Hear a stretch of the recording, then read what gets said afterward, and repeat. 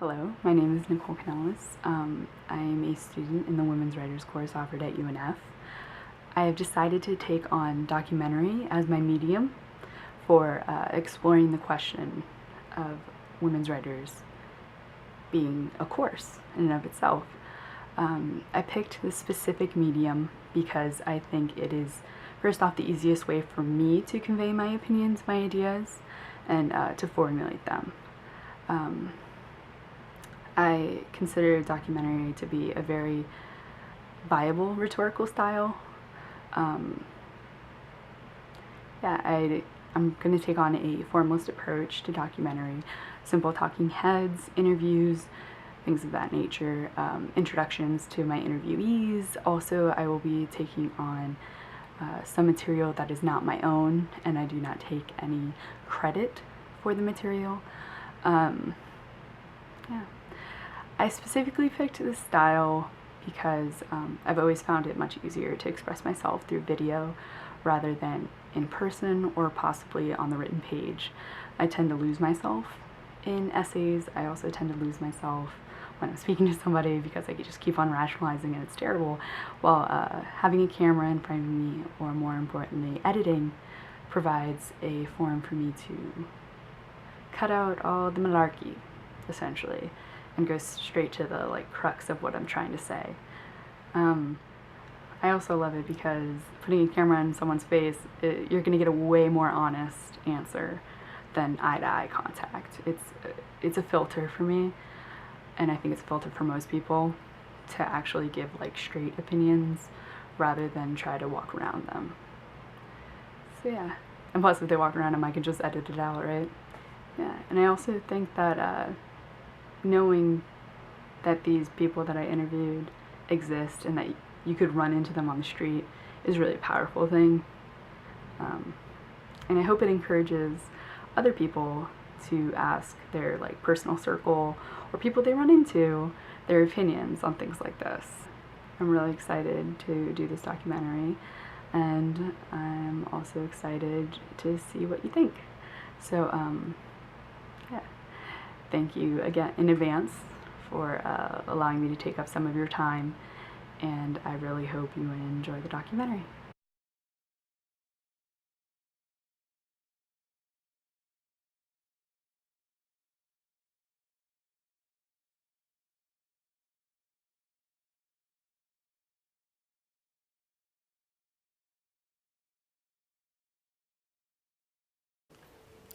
Because all I had read were books in which characters were foreign, I had become convinced that books, by their very nature, had to have foreigners in them and had to be about things with which I could not personally identify.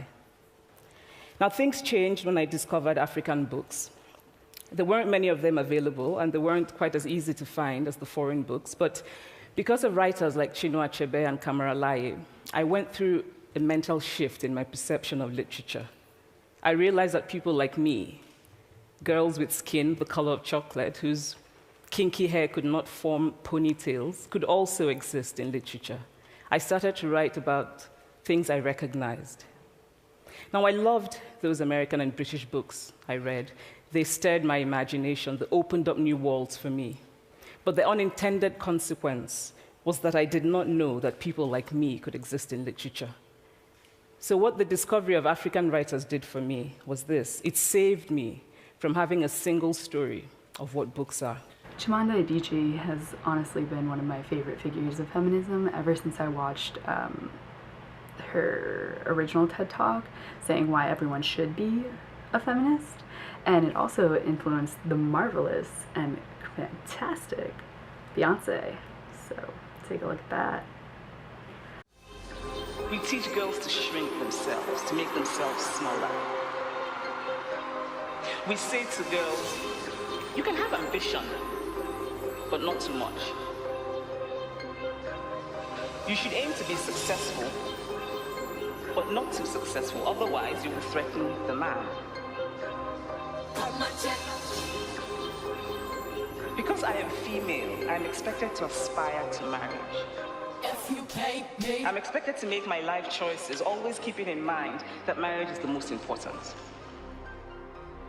Now, marriage can be a source of joy and love and mutual support. But why do we teach girls to aspire to marriage and we don't teach boys the same? We raise girls to see each other as competitors, not for jobs or for accomplishment, but for the attention of men. Crazy! We teach girls that they cannot be sexual beings in the way that boys are. My persuasion can build a nation. Back their life. Demons up at their life. Demons up at their life.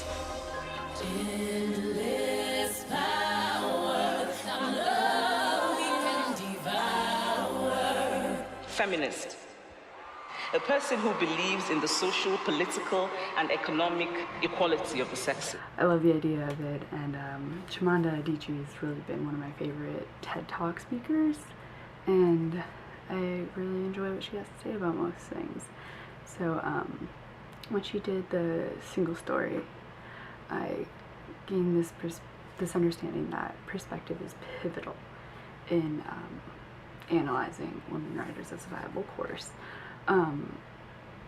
I also think of other feminist heavyweights or women writing heavyweights such as Audre Lorde, Angela Davis, and Toni Morrison, who we read kind of articles throughout the semester on, and I also read in my other classes. These women have views that run currently to my own, and I would never assume to know all that they've produced, but I find myself holding too closely to their opinions. And I know that's not a great thing because I should be able to form my own opinions. And also because there are tons of admirable women who are surrounding me at a given moment. And so I've decided, instead of molding together the voices of these women who I idolize, I would stick to women that I simply admire, who I interact with on a daily basis. Because I've come to the fact that these feminist heavyweights I either can't meet because, you know, they're no longer on this like plane of existence, or I'm most likely never going to run into them on the streets of Jacksonville. So I've decided to take 5 women who I kind of interact with either day to day or I ran into. First off, we have Jennifer Wolfe. I met kind of randomly at UNF campus. I was at the Women's Center Friday Lounge, and they were doing just a writing segment from what I understood. And so I went in, I decided to sit in, I brought my camera with me like any good documentarian, and so I just spoke to her after the lounge, which was geared towards just finding your voice and things like that. And I discovered a lot of things during the interview, that she went to Trinity College, and she majored in English. She was the editor at the newspaper at the college. She also works for this really awesome business. Well, she runs the business, to be honest. And the business is geared towards finding women's voices. And I found that really interesting, and it really relates to women's writers because she's basically trying to make everyone into women's writers. So I also interviewed Dr. Erin Gilson, her PhD, and she works at UNF in the Department of Philosophy. She went to the University of Memphis, where she specialized in feminist theory and contemporary European philosophy. Almost said literature. She's really great. She teaches a class this semester called Fem Theory, which I am currently enrolled in. I also picked some women who are more in my personal realm. So I picked one of my favorite people, Shatara Barber. Shatara Barber is a student currently at UNF. She is a psychology major. She interns at the Women's Center on campus. She also is a self-identified feminist, so how can you find a better person? I also chose to interview my friend and coworker, Leah Richardson. She majored in health administration. She is currently working at the Speech and Hearing Center of North Florida in downtown. We also both work together at the ARC of Jacksonville here at UNF called On Campus Transition. She's also a feminist and an avid reader. I also picked a fellow student named Cameron Reed, who has been really pivotal in my education here at UNF. She is majoring in English as well as law. I really admire all of these women, and I respect all of them, and I really find that their opinions and ideas influenced me. And so what better way to share this respect than interview them for this documentary on women writers. They're so awesome. Just really great women. I enjoy all of them. You know, not quite on there with Beyonce, but they're all pretty fantastic. Yeah, they're great. They all have aspects of their identity that I think influence a really awesome perspective. And that's why I also chose to interview them, because I think that each one of them brings their own perspective. So in order to discover my own opinion on having women's writers as its own course, I decided that it was very important for me to figure out what exactly women's writers course is and what the purpose of a course like that would be. Unless a conscious effort is made to raise women's voices through their stories in the same way, at the same level that we raise men's, then women's voices are obscured. In other words, we have to be intentional about it. I think when we classify writing in this way, we're trying to carve out space for recognition and dissemination of work that is somehow getting marginalized, as you were saying, either historically or even still contemporarily, which I take it is part of the motivation behind talking about women writers or women's writing, which, as you guys probably are discussing, are different things. And so there's some sense that there's a need for this space. And I think highlight women's voices in literature to give rise to their voices and their perspectives and the things that they go through and their experiences. I would think that the goal would have to be to expose women's writers to different groups of people, even men, of course, and also giving them the chance to analyze the women and see how they, where their place in literature was at that time. So it may not have been like one era, like one specific era, but you get a chance to sort of see through the eyes of women, I think, in those courses.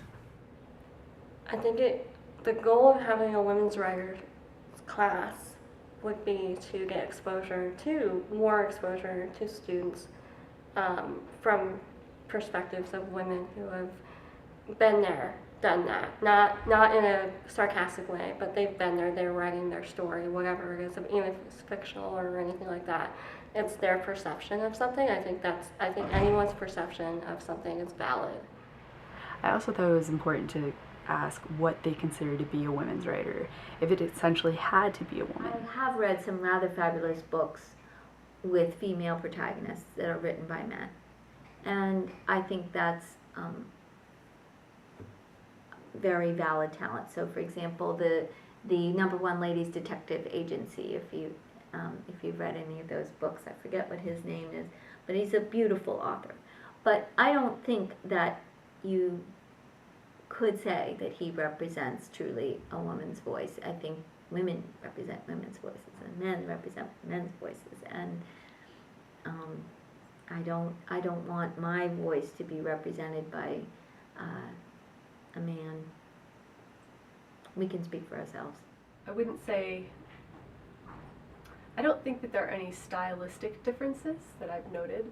I think we can probably come up with all kinds of stereotypes about how men and women's writing might be different or is said to be different, but I don't think that I've ever noted them. There's some male authors I don't like to read because they strike me as masculinist, but I don't think that women and men's writing in general differ. So I can think of male writers who might be seen as stereotypically feminine in their concerns, and vice versa. I think we're probably doing something specific when we're designating someone a female writer or part of a genre of women's literature. But I think that there's real value in really interesting representations of women written by men. So I wouldn't say that men can't write women authentically or interestingly. I mean, some of my favorite books are men writing female characters, like Salinger and Franny and Zooey. Like, I love that book, and I love the character of Franny, and she's like really the focal point for a lot of the book. There's plenty of stories out there where like you have a guy trying to tell a story about what happens to a woman, but I don't think it's the same necessarily. Just like I don't think it's necessarily the same when a woman tells a story from a guy's perspective and tries to get it right, but there's always like a key component missing when you're trying to take on another voice sometimes. I don't know. That also might not be right. I don't know. I don't like this question. Because it's a women's course for a reason. You can, just because I've read a book where a man was taking on a woman's voice before, and I think it takes away from the course itself. I mean, it's not something that's shocking or whatever. Like, maybe my opinion's wrong, but I would not, if I was taking a women's course, I wouldn't expect to see a male author there. At that time, if I was taking that course, I would be more interested in seeing what a woman in a woman's perspective, because I think we give perspectives of women a lot better than a man ever could. I think it would work best as like autobiographical versus them trying to write a fictional story. I'd rather see their personal account. I also thought it was important to ask if they considered other marginalized groups to be important when considering class curriculums, i.e. disabilities, race, age, just all the different perspectives that can influence someone's identity and give them a different perspective than the white heterosexual cisgendered man. There are a lot of women's voices and other groups' voices that have not been shared. And I'm all about sharing. Question from an intersectional perspective, because there's such overlap between those categories, and there's overlap between some of those categories and sometimes some of the stuff that, some of the writing that doesn't need to be classified as such to be given a stage in some ways. So I mean, it's interesting. I think when we classify writing in this way, we're trying to carve out space for recognition. While at UNF, I did take Intro to LGBTQ Studies, and I took Colorism in the U.S., and those classes really gave more in women and violence in Latin America, and I feel like those courses got deeper into issues that classes usually don't get into, because usually it's all surface. And I feel like when you have the opportunity to kind of really delve into a subject, you get a lot more out of it, and you learn a lot more, and you get a lot more experiences with it. Because everyone has their own background, and we learn different things from different groups of people. So it's important to be able to see what that person went through, what they discovered, and how did they get to that point, because not everyone's the same. So if you're just taking information from one group of people, you're only seeing one side of it. And it's important that we get that marginalized group, because if you have someone who's disabled who is reading something from someone who is disabled, that person gets a whole new perspective on themselves and on their disability and on what they're capable of doing. In an adolescent literature class, she had us do a project where we focused on different types of literature, whether it was literature about disability, literature about African Americans, literature about Hispanic, Chinese, whatever. It was just a variety of different things. And literature on sexuality, there was another one. That's the one I did, ironically. But no, there's not a whole lot of diversity, as far, like even further than women. So, in conclusion, I think that women's writers course is incredibly important and should be included within the English curriculum. And I think that feeds into the notion that an intersectional course provided by the English department would also be extraordinarily important, and I think would really resonate with students in understanding that many facets of someone's identity can influence the way they write and the perspective that they hold. To offer courses that really give voice to those people who have been pushed aside through most of history, and specifically literature throughout history. I think it's important for us to take on as many perspectives as possible through the English curriculum, and that in doing so we make ourselves a better writer, and furthermore make ourselves a better person. I think each student who takes a course that's geared towards a specific marginalized group is going to gain perspective that they previously would not have been exposed to. And besides making them a better English student or a better writer, I think it will make them a better person in the long run. I think it'll improve people's lives and the way they relate to others by gaining the perspective of others. I also think I encourage you to go and talk to people around either campus and your personal life and see what they think about women's writers courses, and try to expand your own opinion, because it's awesome. And I feel like I've gained a lot from this experience, and I think many other people would as well.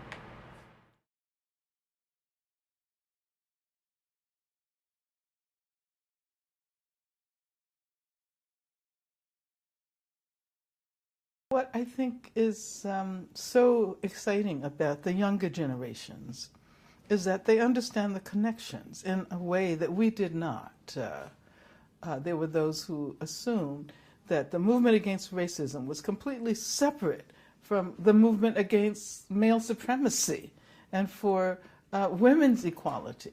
But now we can't see those campaigns as separate at all. They are very much intertwined and interwoven.